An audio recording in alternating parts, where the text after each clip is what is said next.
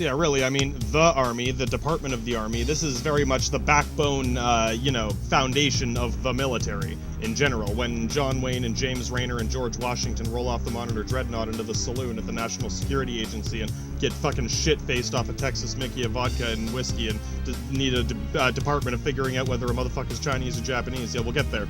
We also need an army. Okay, we got a Department of the Army. Yeah, we need engineers. We need. What about the Redcoat Marines over there? Well, there's your Marine Corps. Yeah, what about the Navy? Yeah, exactly. They can all coordinate through these things, and again, like with the Corps of Engineers, the backbone, the infrastructure, the business. They've got the ammunition stores, the food stores. He's going to make all the food rations. Again, someone's got to keep track of something around here. Every step has another group of people keeping track of something around somewhere, and you can see how trying to be Dr. Evil here, trying to control all of this yourself, would be insane, fucking insane. So yeah, again, like, the Air Force and the Navy need bases, right? So again, the Army will build bases for the Air Force and the Navy. The Navy has its own engineering department for engineering boats, and the Air Force has its own department for engineering planes. But again, it's like, yeah, at what point am I calling home hardware instead of getting another set of wrenches or pliers? Yeah, you get it. Any tool we can get, whatever we can save money on, whatever we can produce ourselves, get as much shit going through Ace headquarters as possible. And then if the Navy the Navy can work on its own little submarine designs, whatever. They're still getting their, like, base materials and explosives for the shells, and right, you get it. And even the bullets, like, you have soldiers guarding the bases. Yes, there are infantry guarding air bases. There are infantry guarding naval ports. Well, what are you going to join the Army to become a soldier? Join the Navy to become a Marine protecting a dock? Right. Honestly, I don't even know the details. As far as I understand, Marines are mostly used for attack than defense. Yeah, whatever, you know what I'm saying? I'm sure they do other things, but like, the army, yeah, what about the normal army? That's more the kind of thing where you're protecting a base. Right, there's like the larger scope and the smaller scope. If we know we're gonna, like, World War, we gotta build bases and set up a big thing. Yeah, the army itself is a big cumbersome beast indeed. What if we just need to send a few squads of soldiers to do this or that? That's usually what the Marines would do. You're sending troops overseas wherever. Yes, hopefully we're not gonna blow up a whole country. We just need to do this, that, or the other. Generally, that's what you'd see Marines doing. If we need to take over a whole country, yeah, you send a big army in because they're going to need food, they're going to need buildings, yeah, exactly, bases, barracks, that's when you need engineers and everything else, and Marines, and blah, blah, blah, blah, blah. So that's as much of a distinction as I can draw going in, but you can see how one way or another, the Army is backbone to everything else in that sense, just raw infrastructure. All their buildings and facilities, and yeah, you get it. And even just like, the biggest weapons, like with nukes and all that. Yeah, who's got the key to the nuke silos? Well, the Army has their nukes, but in today's modern age, the Navy has nukes with their nuclear subs, and the Air Force has nukes they can drop out of planes. Right. Any of them would need a signature from the president. Hypothetically, hey, the Air Force could just drop some nukes out of a plane. Right. Yeah, it's getting more complicated today. So you can see why we need more Lizard Man orgies with Dan Aykroyd. I mean, hypothetically, let's say the let's say the Navy or the Air Force went imperator and started dropping nukes without telling anyone. Yeah, they just decided to go nuke something one day. Well, yeah, when they get back, their base would no longer be theirs. Right, yeah, since the Army built their base and we know every detail, you get it. They would have the blueprints of the base and how to get in. We made a spare key, no shit. Whatever, you know what I mean. The Army would take over the naval ports, the air bases, and just, right, until we can figure out what the fuck happened, who was responsible, blah, blah, blah, blah, blah. You could only do that once, basically, before everything stopped, and fucking here comes James Rayner. Yeah, straight up, fucking Marshal Rayner would walk into your office at that point. And okay, yeah, with the Navy, remember, there was a Navy back in 1776. Yeah, they had the Monitor Dreadnoughts, indeed. So, there's a department of the Navy as far as who fucking knows, man. Maybe they're lying, I'm just saying, there's different branches of the Navy. Something like the Navy SEALs, that's its own little group of Marines, but they're not Marines, they work for the Navy, right? The Marines are, yeah. Again, something like the Marines, they're sort of supposed to be, you know, land, air, and sea. If you need to send soldiers anywhere on the planet, hypothetically, they should be able to travel by sea, by air, or by land, drop them out of a plane, send them on a boat, or, right, whatever.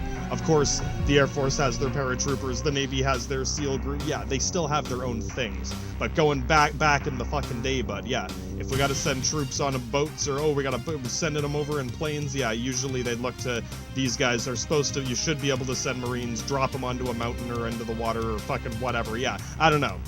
Right, yeah, they might still die, but you get it, compared to, like, the army, the normal army, that means you're intending to conquer a large, vast area. We're gonna be, yeah, building bases, sending in tanks and artillery and fucking, yeah. If you just need a platoon or some shit, you send in the Marines. Keeping them separate just means groups of Marines can move independently on their own while the army is also doing other stuff. Yes, the army is busy securing this area, bombing that area, whatever, and the Marines can run in and out of here, there, anywhere, doing whatever the fuck they gotta do. They're still, yeah, they still get the same bullets from the ace headquarters. Yes, exactly. So, yeah, again, in the Navy, they got different departments for, yeah, your straight-up NCIS Naval Investigation Team is like their own marshals just for the Navy. The thing with the Navy, you gotta realize, when ships leave port, yeah, when they're out in the middle of the ocean, international waters, yeah, you don't doubt they need their own investigative branch to police their own ships out at sea. If something happens, yeah. What if the captain sexually harasses you? My god, NCIS, get the rape kit. Yeah, exactly, they got their own rape kits. Yeah, that's one place that Marshal Rayner can't get to, and not until it gets back. Yeah. One aspect, you know what I mean, they could be doing anything on that aircraft carrier out there, and even Rayner can't get out there, right? Yeah. So they got their own little marshal's office just for that sort of thing. I'm not sure how well they must be able to talk to each other, exactly. And then there's like naval intelligence branches, because yeah, if they were supposed to be able to do this overseas, and then of course that's going to come back through Central Intelligence to the NSA, through the Department of Defense, all the way to Donald Trump's office, if it's important enough for Donald Trump to deal with. So yeah, you probably get, by the time the president hears about it, yeah, the president is the last one to learn about these things. I don't know, you might assume, oh yeah, call the president first, yeah. By the time everyone else on this list and 5 other, by the time the whole lizard orgy is aware of this, then we can call the president. And we looked at the whole, yeah, Bismarck bullshit thing, my god, I'll touch on it again here, yeah. Regardless of what you might think, just as far as history shows, oversized capital ships don't work that well on the water.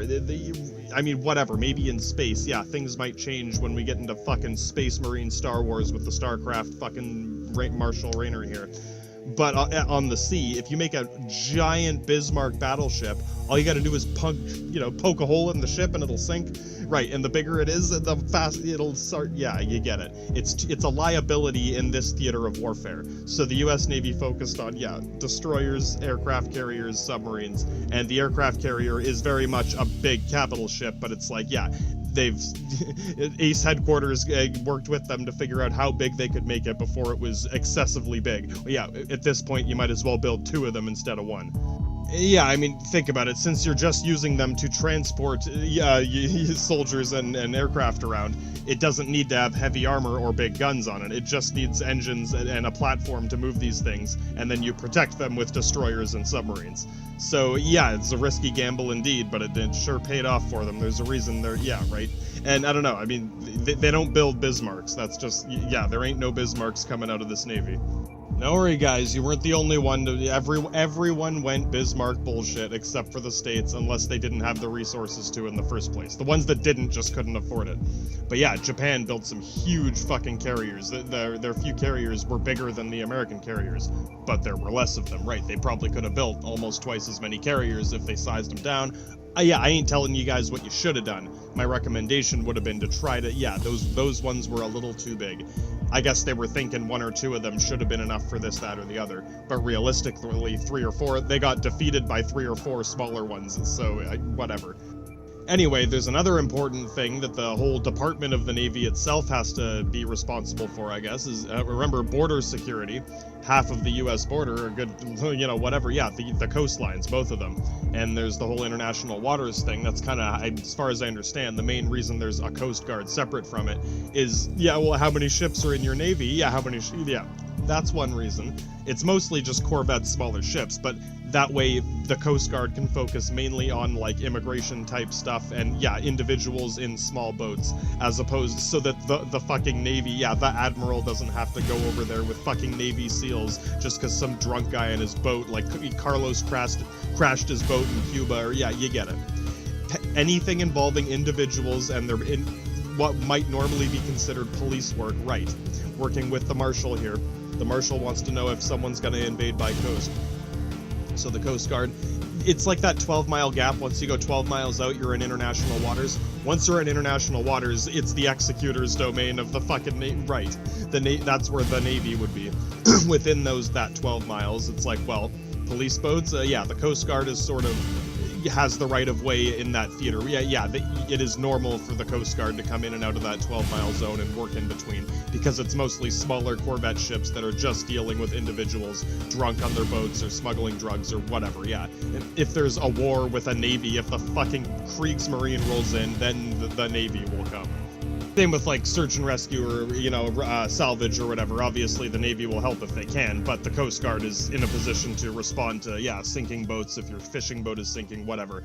Yeah, realistically the Navy should try to help you if they can, they will, and that's why a Coast Guard is there. That's, again, get a bunch of small, cheap corvette ships that can rip up and down the coast and help individuals with problems here and there, so that we don't have to bring in an aircraft carrier full of nukes and Navy SEALs to deal with you and your drunk boat, basically. So yeah, I mean, again, some of this stuff's kind of obvious at face value, but when you think about it in the big picture, it's like taking pressure off of the main fighting group. It's like the Marines, all they do is fight, right? They don't have to worry about stopping to build bases. The Navy can just focus on the fighting as a Navy. They don't, yeah, the Coast Guard is dealing with immigration stuff. The fucking, right, the Corps of Ace Headquarters is dealing with finicky engineering stuff. If something breaks, just call Ace Headquarters, right, yeah. They all have someone backing them up in this, that, or the other. So as a whole, assuming that enough pieces are functioning together, that's how you end up with this massive kind of, right, like, to have this big Navy working with this, or like everything like this working together so smoothly, yeah. That's what I meant by the bureaucracy. You kind of need this sort of bureaucracy for this to work, unless you are in fact Stalin and can do this yourself for 50 years. That's fucking crazy.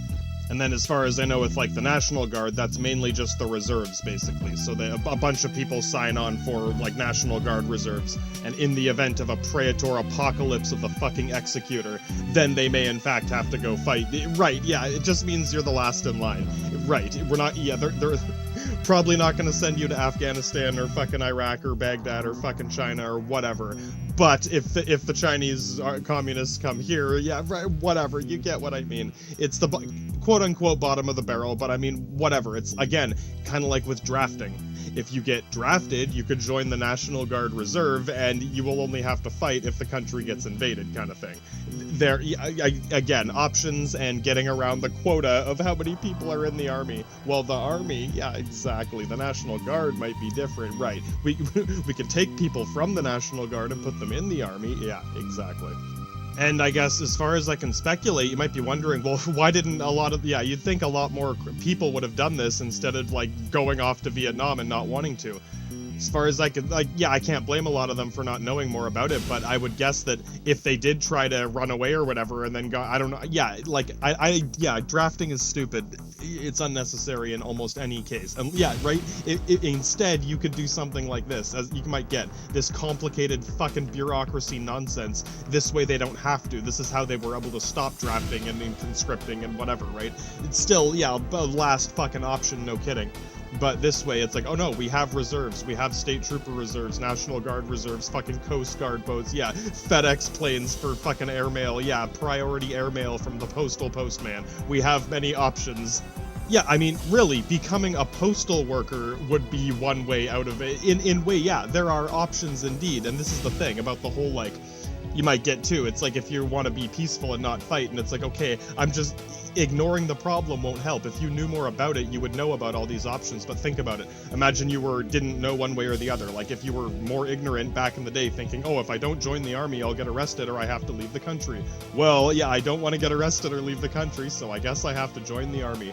If you just went there and said, I want to join the army, yeah, sure enough, some guy is going to put you in the Marine Corps, whatever, you get it. If you went there with knowing more about it, you could say, yeah, and whatever, Engineering Corps, National Guard Reserve, fucking the post office, yeah, and you're a federal employee now. Fucking goddamn it, right? Options indeed. Sometimes they don't want you to know your options, but yeah, it's why knowing things can help.